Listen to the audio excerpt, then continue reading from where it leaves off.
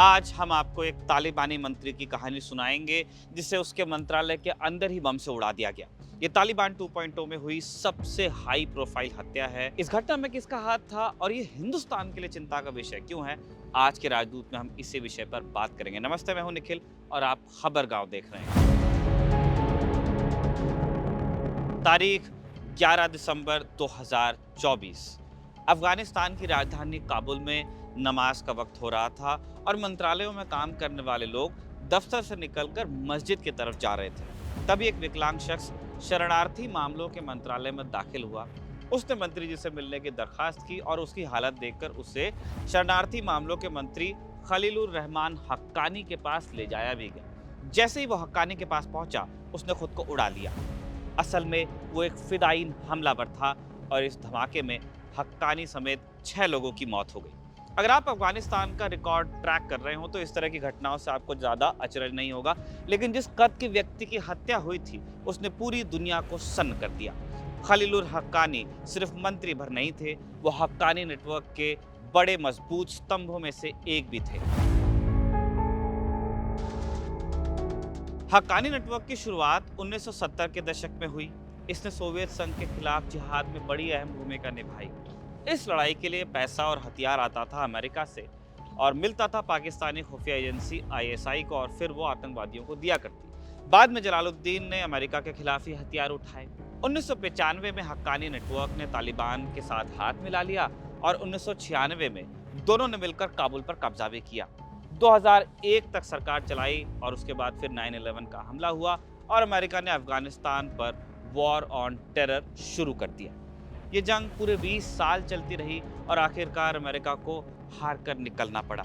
इस तरह एक चक्र पूरा हुआ और अंत में अफगानिस्तान की सत्ता फिर तालिबान के हाथ में आई और साथ में हक्कानी नेटवर्क की भी। अमेरिका और उसके सहयोगी देशों को परेशान करने में हक्कानी नेटवर्क का बड़ा हाथ रहा। बम धमाकों, किडनैपिंग, फिदायीन हमलों के जरिए उसने गठबंधन सेनाओं को हताश कर दिया। आरोप लगते हैं कि हक्कानी नेटवर्क को पाकिस्तानी खुफिया एजेंसी आईएसआई का डायरेक्ट सपोर्ट था। एक तरफ पाकिस्तान की सरकार अमेरिका को वॉर ऑन टेरर में साथ दे रही थी, दूसरी तरफ आईएसआई अपने पसंद के गुटों को संरक्षण भी देती थी। इसी की बदौलत हक्कानी नेटवर्क मजबूत होता रहा। उसने नेटो की फौज पर कई बड़े हमले किए, कई विदेशी पत्रकारों और सैनिकों को किडनैप करके मांगे बनवाई। तालिबान की वापसी में ये गतिविधियां बड़ी अहम साबित हुई।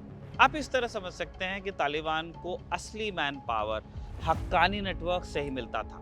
इसीलिए जब अगस्त 2021 में तालिबान की वापसी हुई, ये नेटवर्क एक किंग मेकर की भूमिका में आ गया। उसने कई नेताओं को तालिबान की अंतरिम सरकार में जगह भी दिलवाई।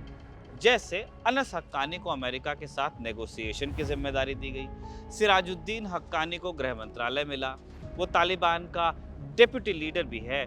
उसको अमेरिका ने आतंकी घोषित किया हुआ है और उसके बारे में जानकारी देने वाले के लिए 85 करोड़ रुपए का इनाम भी है।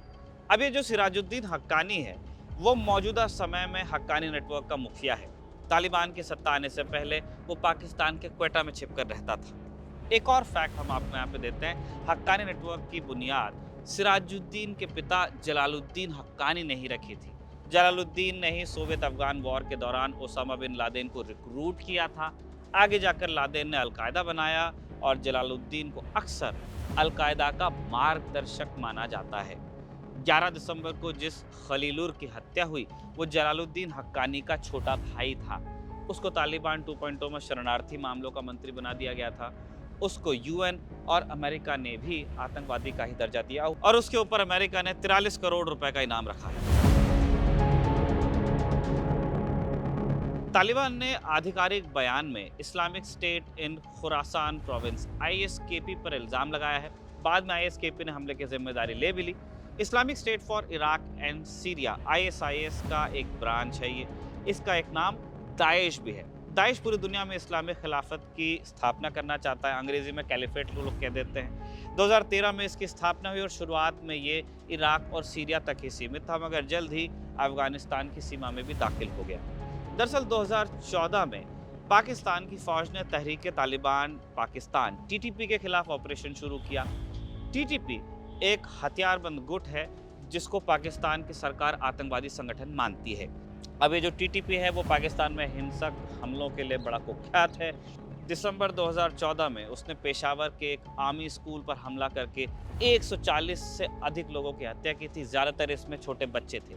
इसके बाद पाकिस्तान की आर्मी ने एक बड़ा कैंपेन लॉन्च किया। इसमें टीटीपी को ज़बरदस्त नुकसान पहुंचा और टीटीपी के कई बड़े कमांडर्स भागकर अफगानिस्तान चले गए या मारे गए। इसी में कमांडर मुल्ला सईद औरकजई उर्फ हाफिज सईद खान भी था। अक्टूबर 2014 में उसने टीटीपी को छोड़ा। उसने दाइश के अबू बकर अल बगदादी को अपना नेता माना। बगदादी ने जनवरी 2015 में उसे आईएस की अफगानिस्तान ब्रांच की कमान सौंपी और इस ब्रांच का नाम पड़ा Islamic State Khorasan province ISKP। Khorasan एक प्राचीन इलाके का नाम है, या कह लीजिए इलाके का प्राचीन नाम इलाका अभी भी है। इस 7वीं सदी में इस्लामिक खिलाफत का हिस्सा होता था।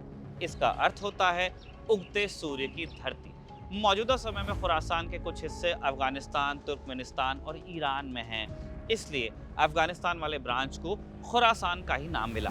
इराक और सीरिया में तो इस्लामिक स्टेट को ध्वस्त कर दिया गया, मगर अफगानिस्तान वाला ब्रांच बना रहा क्योंकि अफगानिस्तान में विदेशी सेनाएं लगातार कमजोर पड़ रही थी। यूएस के ड्रॉडाउन के बाद से अमेरिका वापस जाने की तैयारी कर ही रहा था, इसीलिए वो मौके का इंतजार करने लगे। जनवरी 2020 में अमेरिका ने तालिबान के साथ अंततः समझौता किया।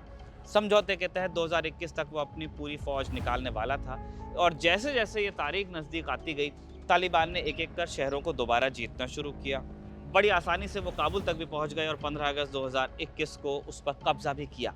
उसके बाद जबरदस्त अराजकता फैली और उसी बीच ISKP ने काबुल एयरपोर्ट पर एक भीषण हमला करवाया। इसमें 180 से ज्यादा लोग मारे गए, इनमें 13 अमेरिकी सैनिक भी थे। यहीं पर यह चर्चा शुरू हुई कि तालिबान सरकार ISKP को संभाल पाएगी क्या अफगानिस्तान फिर से आतंकवादियों का अड्डा बन जाएगा। तालिबान ने वादा किया कि ऐसा कुछ नहीं होने देंगे।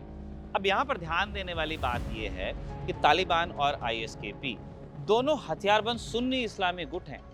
दोनों ने ही हिंसक हमलों के जरिए अपना वर्चस्व कायम किया, फिर भी दोनों एक दूसरे के खिलाफ हैं। दरअसल ISKP तालिबान की विचारधारा के खिलाफ चलता है और वो उनको असली जिहादी मानता ही नहीं। एक और बात है, इस्लामिक स्टेट का मकसद पूरी दुनिया में खिलाफत की स्थापना करना है, वहीं तालिबान सिर्फ अफगानिस्तान के अंदर अपनी सरकार चलाना चाहता है। इसलिए भी उनके बीच कभी सहमति बन नहीं पाती क्योंकि दोनों के टारगेट्स अलग अलग हैं। खैर, सत्ता में आने के बाद तालिबान ने ISKP पर लगाम कसना शुरू किया। कई इलाकों में ISKP के आतंकवादियों से सरेंडर करवाया गया, लेकिन जड़ से समाप्त नहीं किया जा सका उसे। सितंबर 2021 के बाद ISKP के हमलों में उतार चढ़ाव आता रहा है। इतना ही नहीं, इस गुट ने अफगानिस्तान के अलावा पाकिस्तान, ईरान और रूस में भी आतंकवादी हमले करवाए हैं, लेकिन अभी तक किसी हमले में मिनिस्टर लेवल के किसी शख्स की जान नहीं गई थी। 11 दिसंबर को ये पैरामीटर भी टूट गया। ISKP का हमला एक ऐसे समय में हुआ है जब कुछ दिनों पहले ही सीरिया में एक तख्ता पलट हुआ है। हम आपको लगातार राजदूत में बता रहे हैं। 9 दिसंबर को हयात तहरीर अल शाम HTS नामक गुट ने राष्ट्रपति बशर अल असद को भागने पर मजबूर किया। HTS को UN समेत कई देश आतंकवादी संगठन मानते हैं। इस गुट के लिंक अल-कायदा और इस्लामिक स्टेट से ही जुड़ते हैं और HTS का मुखिया अल-गुलानी IS के सरगना बगदादी के साथ काम कर चुका है। बाद में उसने साथ छोड़ा भी, लेकिन उसके उभार से IS की वापसी की आशंका कुछ लोगों को बढ़ती सी लगती है और इसी डर से अमेरिका ने सीरिया में हमले भी किए हैं। दूसरी बात कि HTS भले ही दमिश्क में बैठा हो, मगर पूरे मुल्क पर उसका नियंत्रण अभी है नहीं। कई इलाकों में पावर वैक्यूम है या दूसरे वॉरलॉर्ड्स हैं। IS इसी स्थिति का फायदा उठाने की फिराक में है। चूंकि ISKP उसी का ब्रांच है, उसने अफगानिस्तान से बाहर जाकर हमले भी किए हैं, इसीलिए IS को खड़ा करने में वो भी मदद कर सकता है। ये भी एक चिंता का कारण है। अब हिंदुस्तान की बात करते हैं।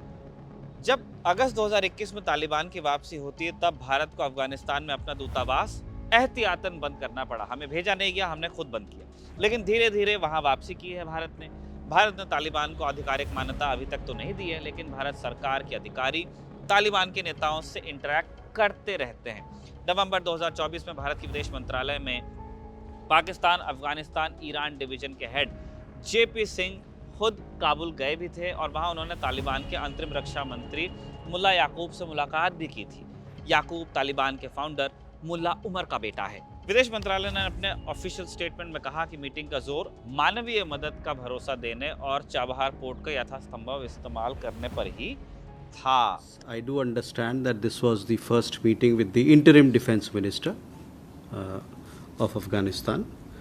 On the humanitarian aid, I don't have any detail as to what aid they asked for, but I can tell you that this formed the centerpiece of the discussion between Joint Secretary Singh and the Afghan delegation in several of the meetings. अभी जो Chabahar port जिसके बारे में हमने बताया वो Iran में है। इसे चलाने का अधिकार भारत के पास है और भारत इस पोर्ट के जरिए सेंट्रल एशिया तक पहुंचना चाहता है और ये रास्ता अफगानिस्तान होकर जाता है। अगर वहां अस्थिरता हुई या आतंकवाद बढ़ा तो भारत की परेशानी बढ़ सकती है, क्योंकि हमारा अरबों खरबों डॉलर लगा हुआ है चाबहार में। एक और बात है, भारत ने आईएसकेपी को आतंकवादी संगठन घोषित किया है। इसने भारत में भी आतंकी हमलों की साजिशें रची हैं। आईएसकेपी का उभार हिंदुस्तान की सुरक्षा के लिए भी इसीलिए खतरनाक हो सकता है। अफगानिस्तान की कहानी को हम यहीं पे रोकते हैं। कुछ ज़रूरी अपडेट्स आपको बोनस में देके जा रहे हैं। नंबर 1 अपडेट हमारा है कि अमेरिकी जांच एजेंसी एफबीआई के डायरेक्टर क्रिस्टोफर रे ने इस्तीफा देने का ऐलान किया है। हमने आपको पहले भी राजदूत में बताया था कि वो या तो इस्तीफा देंगे ही या उन्हें फायर किया जाएगा। उनका कार्यकाल वैसे 2027 में ख़त्म हो रहा था, लेकिन राष्ट्रपति चुनाव में डोनाल्ड ट्रंप की जीत के बाद उन पर दबाव बन रहा था। रे ने कहा है कि वो ट्रंप के शपथ लेने से पहले कुर्सी छोड़ देंगे। ट्रंप ने एफबीआई चलाने के लिए भारतीय मूल के काश पटेल को नॉमिनेट किया है। उनके बारे में हमने एक डिटेल वीडियो बनाया है। राजदूत के आज के एपिसोड के डिस्क्रिप्शन में आपको वो लिंक मिलेगा। दूसरा अपडेट सीरिया से है। राष्ट्रपति बशर अल असद के तख्ता पलट के बाद घटनाक्रम में तेजी से बदलाव हो रहा है। रॉयटर्स की रिपोर्ट के मुताबिक एचटीएस के मुखिया अल गोलानी ने सीरिया की सेना को भंग करने और जेलों को बंद करने का वादा किया है। माना जा रहा है कि असद सरकार ने अपने कार्यकाल में 1,35,000 से ज़्यादा लोगों को जेल भेजा था। आपको इंडिया के रेफरेंस में बहुत छोटा नंबर लगेगा। सीरिया छोटा देश है, छोटी पॉपुलेशन है, बहुत बड़ा नंबर है उनकी पॉपुलेशन के हिसाब से आप देखोगे तो। सीरिया से एक और अपडेट है। 11 दिसंबर को विद्रोहियों ने बशर के पिता और पूर्व राष्ट्रपति हाफिज अल असद का मकबरा तोड़ दिया और उनकी कब्र में आग लगा दी। आज का राजदूत यहीं तक। आपको ये एपिसोड कैसा लगा हमें कमेंट बॉक्स में लिखकर बताते रहें। ऐसे ही और वीडियोस देखने के लिए खबरगांव को लाइक, शेयर और सब्सक्राइब ज़रूर करें। आज का खबरगांव आपके लिए तैयार किया था अभिषेक ने, सिर्फ रिकॉर्ड भी अभिषेक ने ही किया था। आप लोग देखते रहिए खबरगांव।